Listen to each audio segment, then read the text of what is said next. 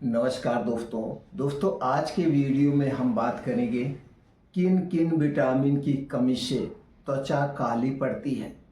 त्वचा काली होने का कारण क्या है, कैसी हमारी दिनचर्या होनी चाहिए, और दोस्तों जिस विटामिन की कमी से त्वचा काली पड़ती है उसका नेचुरल सोर्स क्या है, कौन कौन सी चीज़ें हमें अपने रूटीन में शामिल करनी चाहिए, कौन कौन सी चीज़ों को अवॉइड करना चाहिए। इससे संबंधित सारी जानकारी आज के वीडियो में शेयर करने वाले हैं। दोस्तों इस वीडियो को ध्यान से अंत तक सुनिएगा। सुनने के बाद, देखने के बाद अगर आपके मन में कुछ और शंका है या दोस्तों इससे संबंधित कोई और जानकारी चाहिए तो आप कमेंट सेक्शन के माध्यम से पूछ सकते हैं। तो दोस्तों चलिए सबसे पहले हम ये जान लेते हैं त्वचा काली क्यों पड़ती है।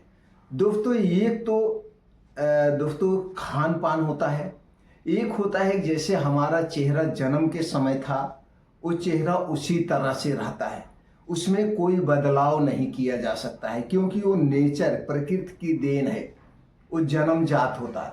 हाँ, कुछ लोगों का चेहरा दोस्तों आप देखते हो शुरू में वो जब युवा अवस्था में होते हैं उनके चेहरे पे खूब लाइटिंग होती है, चमक होती है, लेकिन जैसे जैसे वो उम्र की तरफ बढ़ते हैं चेहरे पे दाने, मुहासे, चेहरे पे कालापन, ये सब कई कारण हो जाते हैं।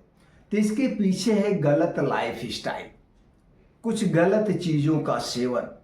तो दोस्तों जैसे कि चीनी, जो लोग बहुत ज़्यादा चीनी वाला प्रोडक्ट यूज करते हैं, जो लोग बहुत ज़्यादा ठंडी चीज़ों का प्रयोग करते हैं, जो लोग बहुत ज़्यादा जंक फूड, फास्ट फूड का सेवन करते हैं, उनके चेहरे पे दाग धब्बे होते हैं, उनका चेहरा बाद में कालापन आ जाता है।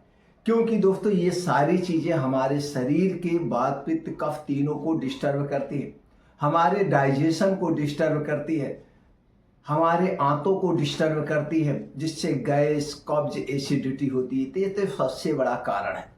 अगर आप चाहते हैं जैसा चेहरा आपका जन्म के समय था, जैसा चेहरा आपका बचपन में था, उसी तरह से चेहरा बना रहे तो सबसे पहले चीनी को अवॉइड करिए, मैदे को अवॉइड करिए, जंक फूड, फास्ट फूड को अवॉइड करिए, कोल्ड ड्रिंक, सॉफ्ट ड्रिंक को अवॉइड करिए, और ये आइसक्रीम को अवॉइड करिए। यानी जितनी चीज़ों में ये चीनी, मैदा, रिफाइन किया गया तेल बना है, इन्हें आपको छोड़ना होगा।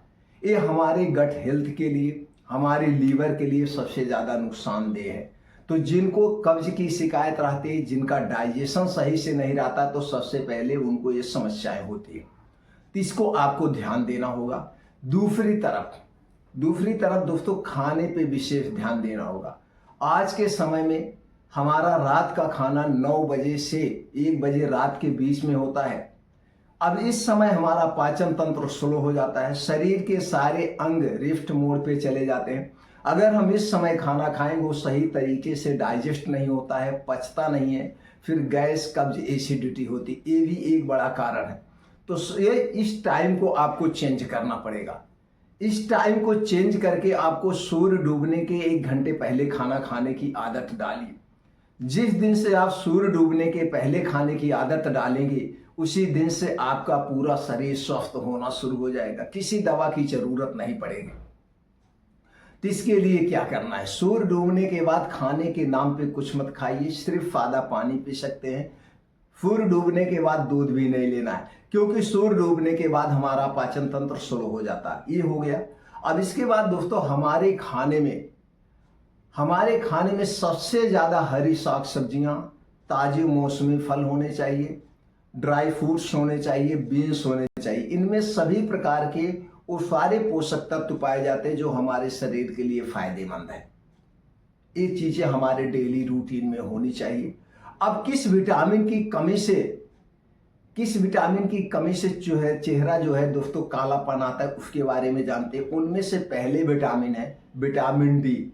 यानी विटामिन डी की कमी से हमारी इम्यूनिटी भी वीक होती है और चेहरे पे डलनेस आ जाती है। जैसे आप मान लीजिए ठंडी का सीजन चल रहा है, अब इस ठंडी के सीजन में आप कभी धूप में मत निकलिए। जब अचानक एक आप धूप में जाएंगे तो आपका चेहरा काला होने लगेगा। तो दोस्तों इसलिए हमें डेली डेली सुबह या शाम के समय में रोज 15 से 20 मिनट सूरज की रोशनी के सामने आना चाहिए। तो आपको विटामिन डी के लिए कुछ लेने की जरूरत नहीं है, विटामिन डी पर्याप्त मात्रा में आपके शरीर को मिल जाएगा। इसलिए 15 से 20 मिनट डेली उगते हुए सूरज में आपको समय बिताना चाहिए। तो सबसे अच्छा समय ये रहेगा, रोज सुबह सुबह आप उठिए, पार्क में चले जाइए, पार्क में नंगे पांव वहीं पे मॉर्निंग वॉक करिए, योगा करिए, प्राणायाम करिए, मेडिटेशन करिए। तो दो काम हो जाएगा, सूर्य की धूप भी आपको मिल जाएगी और ऊपर से आपको एक्सरसाइज भी हो जाएगी। एक्सरसाइज करने से हमारे शरीर में ब्लड फ्लो बढ़ता है, ब्लड फ्लो बढ़ता है। जब पसीना होता है तो पसीने के माध्यम से शरीर से विषैले पदार्थ बाहर निकल जाते हैं। तो पहला विटामिन हो गया विटामिन डी। दूसरी विटामिन हो गई दोस्तों वह है विटामिन सी। जब हमारे शरीर में विटामिन सी की कमी होती है तो भी हमारी इम्यूनिटी स्ट्रांग होती है। विटामिन सी कोलेजन को बढ़ाने में मदद करता है।